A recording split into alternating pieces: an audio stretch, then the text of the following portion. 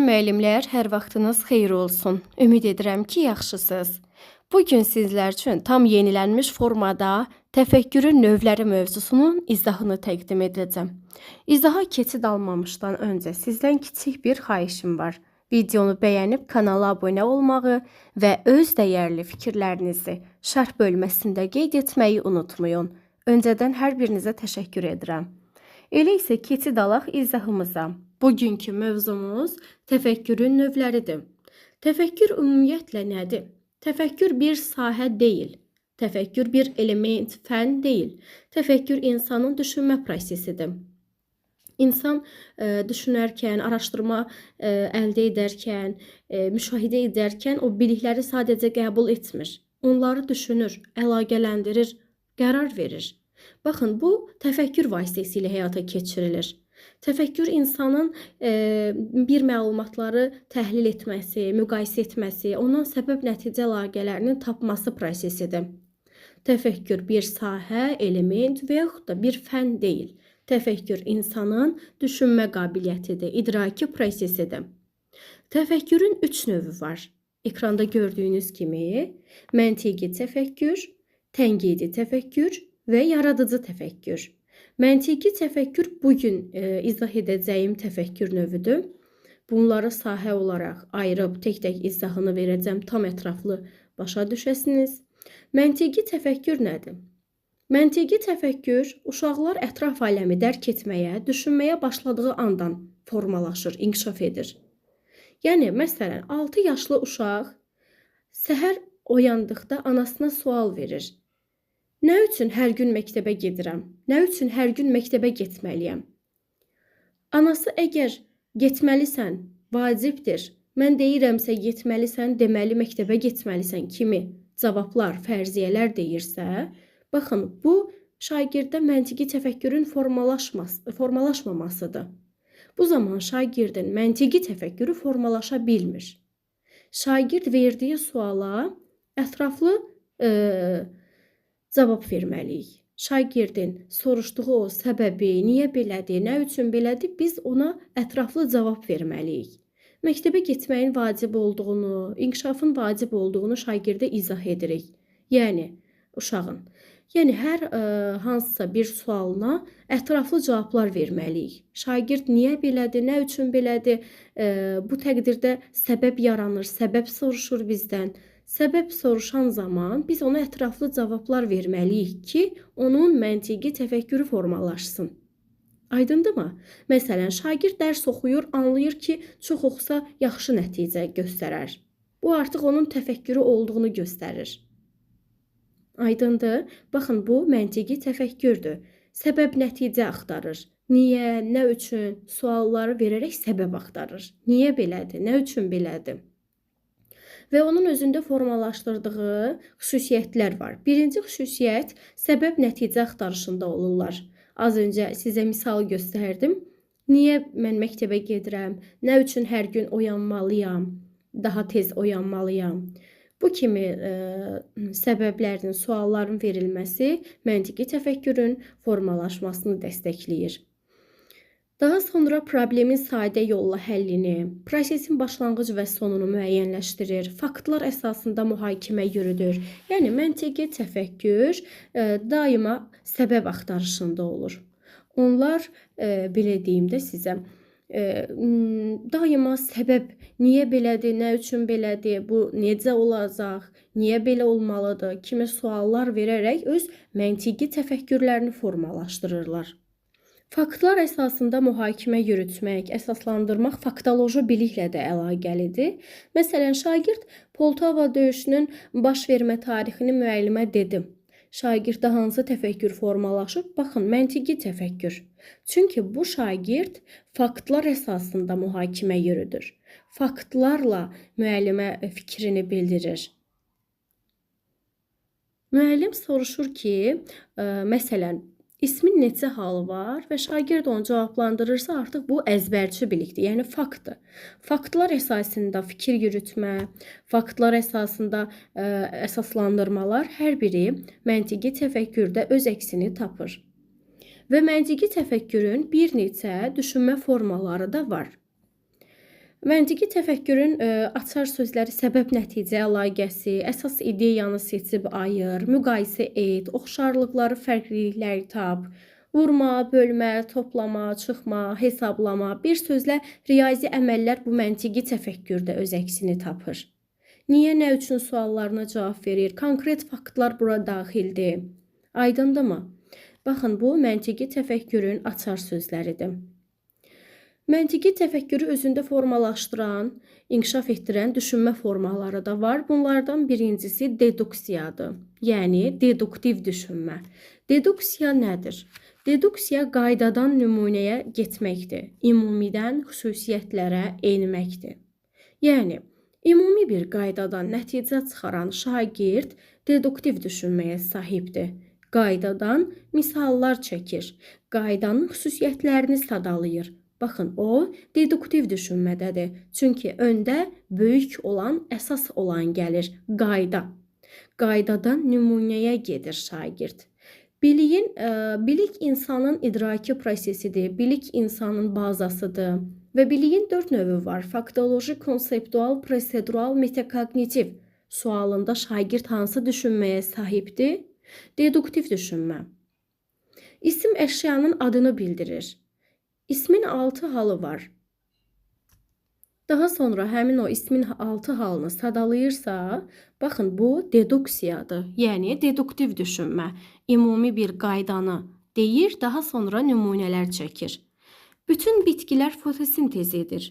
Günə baxan bir bitkidir. Nəticəyə gəlir, deməli günə baxan da fotosintez edir. Baxın, ilk öncə bütün olan, böyük olan gəldi. Bütün bitkilər fotosintez edir. Bu bir qaydadır ki, bütün bitkilər fotosintez edir. Daha sonra misal çəkir. Günə baxan da bir bitkidir, o da fotosintez edir. Bu olacaq deduktiv düşünmə. Yəni qaydadan nümunəyə getmək. Məsələn, bütün quşlar qanadı, yəni bütün quşların qanadı var deyək. Misal çəkirəm ki, qarğanın da, qarğa da quşdur, qarğanın da qanadı var. Baxın, bu artıq deduktiv düşünmədir. Bütün şagirdlər məktəb formasında geyinməlidir. Murad bu məktəbin şagirdidir. Deməli, Murad da bu formada gəlməlidir. Bunlar hər biri deduktiv düşünmənin nümunələridir. İndi isə keçirik induksiya, yəni induktiv düşünmə. İnduksiya deduksiyanın əksidir. Yəni artıq burada qaydadan nümunəyə yox, nümunədən qaydaya gedirik. Ümumidən xüsusiyə yox, xüsusidən ümumiyə gedirik. Məsələn, az öncə dediyim kimi bütün quşların qanadı var. Qarğa quşdur, qarğanın da qanadı var. Məsələn, indi bunu induktiv formada təqdim eləyəcəm. Qarğa quşdur, qaranquş da, o da bir quşdur. Deməli, bütün quşların qanadı var. Artıq mən sizə deməli, qarğa ilə qaranquş haqqında nümunə çəkdim. Birinci nümunəni çəkib daha sonra tərifini dedim ki, bütün quşların qanadı var. Bu artıq induktiv düşünmədir. Çünki ilk öncə nümunəni göstərirəm, daha sonra tərifini deyirəm. Aydındır? Konseptual, prosedural, metakognitiv, faktoloji nümunə çəkdimmi? Daha sonra ümumi tərif deyirəm. Bunların hamısı biliyin növləridir. Bu artıq induktiv düşünmədir. Mis qızdırıldıqda genişlənir. Dəmir qızdırıldıqda genişlənir. Alüminium qızdırıldıqda genişlənir. Deməli, metallar qızdırıldıqda genişlənir. Artıq mən sizə misal göstərdim. Misi, dəmiri, alüminiumu. Daha sonra ümumi tərif dedim ki, deməli, metallar qızdırıldıqda genişlənir. Bu artıq nümunələri çəkib daha sonra tərifə gəlməkdir. Yəni, xüsusidən ümumiyə doğru. Nümunədən qaydaya doğru gələn induktiv düşünmədir. İnduksiya. İndi isə keçid alırıq ardıcıl düşünmə və verbal düşünmə. Ardıcıl düşünmə addım-addım, mərhələli şəkildə düşünməni özündə əks etdirir. Hər hansı bir hadisəyə necə davam etməsini, səbəb-nəticə əlaqəsinin tapılmasını, şərt və əsaslandırmanı özündə əks etdirir. Baxın, səbəb-nəticə əlaqəsi hansı düşünmə formasında? Ardıcıl. Ardıcıl hansı təfəkkürə aiddir? Məntiqi təfəkkür. Deməli, məntiqi təfəkkürü formalaşdıran bacarıqlardan biri də ardıcıl düşünmədir. Məsələn, şagird bilir ki, səhər dərsə getmək lazımdır. Hətta şagird bugün düşünür ki, sabah dərsə getmək lazımdır. Dərsə gecikməmək üçün tez durmaq lazımdır. Buna görə saatı erkən qurmaq lazımdır. Şagird nə edir? Sabah görəcəyi işləri ardıcıl şəkildə beynində fikirləşir, düşünür. Bu ardıcıl düşünməni özündə formalaşdırır. Daha sonra bitki susuz qalanda solur. Bu bitkinin yarpaqları solub. Deməli bitkini suvarmaq lazımdır. Bu artıq nədir? Ardıcıl bir düşünmədir. Düşünmə prosesidir. Ardıcıl düşünmə bir hadisəni, bir əşyaya necə davranmalı olacağımızın ardıcıllığıdır. Biz sadəcə bunu düşünürük. Ardıcıl düşünürük. İmtahana yaxşı hazırlaşmaq lazımdır. Bunun üçün hər gün dərs oxumaq lazımdır. Ona görə plan qrup strategiyalar tərtib etməliyəm. Bu artıq şagirdin öz planıdır, düşüncəsidir, ardıcıl düşünməsidir. Aydındırmı? İndi isə verbal düşünmə. Nədir bu verbal düşünmə? Verbal düşünmə, düşüncələrini dilə gətirmək, fikir ifadə etmək bacarığıdır. Danışarkən şagird düşüncələrini yönəldir, sonra bu proses daha mürəkkəb formaya keçərək daxili nitqə çevrilir. Amma ilkin mərhələdə bu proses səsli şəkildə getməlidir. Yəni səsli düşünmə deyilir, qeyri-verbal, daha doğrusu verbal düşünmə səsli düşünmədir. Məsələn, insan cəsarətli sözünü eşidəndə beynində həmin an düşünür ki, bu cəsarətli, qorxmayan, igid deməkdir. Yəni insan igid insan deməkdir. Baxın, bu verbal düşünmə. Düşündüyünü, eşitdiyini dilə gətirir, düşündüyünü səsli formada daxili nitqə çevirir. Bir də var bunun tərsi, qeyri-verbal düşünmə. Qeyri-verbal düşüncə insanın söz və danışıqdan istifadə etmədən şəkil, işarə, simvol, jest və təsvirlər vasitəsilə düşünməsi, nəticə çıxarmasıdır. Yəni burada səs yoxdur. Burada sadəcə vizuallıq var, yəni görünüş var. Şəkil var, heykəl var, işarə, simvol, jest, mimika, təsvirlər vasitəsilə düşünmədən onu görməsidir. Məsələn, uşaq şəkillərə baxaraq hekayə qurur, yol nişanlarını görüb hansı hərəkəti etməli olduğunu anlayır. Yəni bunlar hər biri vizuallıq tələb edir. Puzzle və mozaika yığmaq, yapboz yığmaq özü də bura aiddir əlbəttə ki. Bunlar hər biri vizuallıq, görünüş tələb edir. Rəngli karandaşla kitabda oxuduğu cümlələri dairəyə almaq, işarələmək, bunlar hər biri qeyri-verbal düşünmədir. Burada səs yoxdur, sadəcə görüntü var. Vizuallıq var sadəcə. Növbəti düşünmə formamız sistemli düşünmə və analoji düşünmədir. Sistemli düşünmə bizi əhatə edən anlayış, konsepsiya, ideya, hadisə, onları hissələrə parçalayıb düzgün bölüşdürmək, daha da yaxşılaşdırmaq bacarığıdır. Məsələn, belə deyim. Məsələn, şagird düşünür ki, hər hansı bir bitkinin böyüməsi üçün ona su lazımdır. Bu bitkinin inkişaf etməsi üçün ona günəş, torpaq lazımdır ki, bu da artıq sistemli düşünmənin göstəricisidir. Sistemli düşünmə qısaca bir hadisəni, bir problemi bütöv sistem kimi görmək və onun hissələri arasındakı əlaqəni anlamaqdır, dərk etməkdir. Sistemli düşünmə. Məsələn, hazırda ən çox rastlaşdığımız problem tıxac problemləridir. İnsan düşünür ki, tıxac var, onun səbəbi nə ola bilər? Çox maşının olması tıxac yaradır, dar yollar, iş saatının vaxtına görə əlbəttə ki, tıxac yarana bilər. Yəni bunların hər biri bir-biri ilə əlaqəlidir. Bu da olacaq sistemli düşünmə. Daha sonra burada bir nümunə göstərmişik. Suyun çirkləndirilməsi dənizdəki canlıların bundan zərər görməsi ilə nəticələnir. Canlıların orqanizmində toksik maddələrin səviyyəsi artır ki, bu da insanların dəniz məhsulları ilə qidalanması zamanı elə insanın özünə də mənfi təsir göstərir. Baxın, bu bir problemin, bizi əhatə edən bir problemin bütövlüyünü görə bilməkdir. Adlanır sistemli düşünmə. Bir də var analoji düşünmə. Analoji düşünmə iki və daha artıq hadisə, anlayış, sistem, bir funksiya, onun oxşarlıqlarının müəyyən olunmasıdır. Məsələn, analoji düşünmədə heyvanları da biz misal göstərə bilərik. Necə? Məsələn, quş havada uçur. Təyyarə də havada uçur. Deməli, təyyarənin uçması quşun uçmasına bənzədilir. Bu elə analoji düşünmədir, analogiyanın tapılmasıdır. Müəllim məktəbdə şagirdləri öyrədir. İdmançı da idmanda şagirdləri öyrədir. İdmançıları öyrədir, məşqçi. Deməli, müəllim və məşqçi işi oxşardır. Bunlar hər ikisi öyrədir.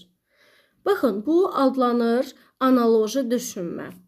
Başqa bir misal da göstərim. Ürək bədəndə qanı hərəkət etdirir. Nasos da suyu hərəkət etdirir. Deməli, ürək nasosa bənzəyir. Bu artıq iki əşyanın, iki hadisənin, iki konsepsiyanın oxşarlığıdır. Oxşarlığın tapılması adlanır analoji düşünmə. Növbəti gəlir divergent və konvergent düşünmə. Divergent düşünmə və konvergent düşünmə bunlar nədir? Divergent düşüncəyə sahib insanlar bu funksiyalara malikdir. Onlar problemin həlli üçün ideyaların generasiyasına xidmət edir. Problem və suallara çoxsaylı perspektivdən baxır, alternativlər axtarır, yəni yeniliklər. Əlavə fikirlər tapmaqda yaxşıdırlar, problemi tez həll etməkdə çətinlik çəkirlər. Çünki onlar həmişə yeni fikirlər axtarışında olurlar, onlar yeni ideya axtarırlar. Və xüsusilə ideya və fikir toplama prosesi ilə seçilir bu divergentlər. Məsələn, müəllim soruşur ki, plastik butulkanı başqa necə istifadə etmək olar? Şagird cavab verir. Plastik butulkadan gül qabı hazırlamaq olar, qələm qabı, su qabı hazırlamaq mümkündür. Bu artıq divergent düşüncədir. Çünki yenilik axtardı, fərqlilik axtardı. Kağızdan hansı əşyaları hazırlamaq olar sualına şagird belə cavab verir. Qayıq, təyyarə, kağızdan gül hazırlamaq olar, kağızdan kukla paltarı düzəltmək olar. Baxın, bu divergent düşünmənin göstəricisidir ki, onlar alternativ axtarır, yenilik axtarır, fərqliliyi sevir, yüksək çevikliyə malikdir. Bir də var konvergent düşünmə. Yəni, konvergent düşünmə nədir? Konvergent düşünmə üçün bir sualın, bir problemin tək bir cavabı var. Yəni, o yenilik axtarışında olmur. Onlar sualın bir düzgün cavabı var, onlara görə problemin də bir mümkün həll yolu vardır. İndiyə də istifadə olunmuş yollar düzgün yol hesab edir, yeni fikirləri tapmaqda əziyyət çəkir, tez nəticəyə gəlmə qabiliyyəti yüksək olur, çünki fikirləşmirlər. Onlar tez nəticəyə gəlir, fikirləşmir, yenilik axtarmır. İdeya və fikirləri qiymətləndirərək seçməyi bacarır. Bu olacaq konvergent düşünmə. Məsələn, Azərbaycanın paytaxtı haradır? Qısaca, tez nəticəyə gəlir, deyir Bakı. Bu artıq konvergent düşünmədir. Məsələn, ilin neçə ayı var sualına cavab verən şagird hansı düşünməyə sahibdir? Konvergent. Çünki qısa konkret 12 cavabını verir. Yəni, düşünmə tələb etmir, ideya, yenilik axtarmır, alternativlər axtarmır. Bu konvergent düşünmədir. Konvergent və divergent düşünmə arasındakı fərq bundan ibarətdir ki, divergent çox ideya və cavab axtarır, konvergent isə tək düzgün cavabı elə bildirir. Bu artıq konvergentlə divergentin fərqidir. Bəli, dəyərli həmkarlar, əgər izahımız sizin üçün yararlı oldusa, videonu bəyənməyi və dəyərli fikirlərinizi yazmağı unutmayın. Hər birinizə təşəkkür edirəm, çox sağ olun.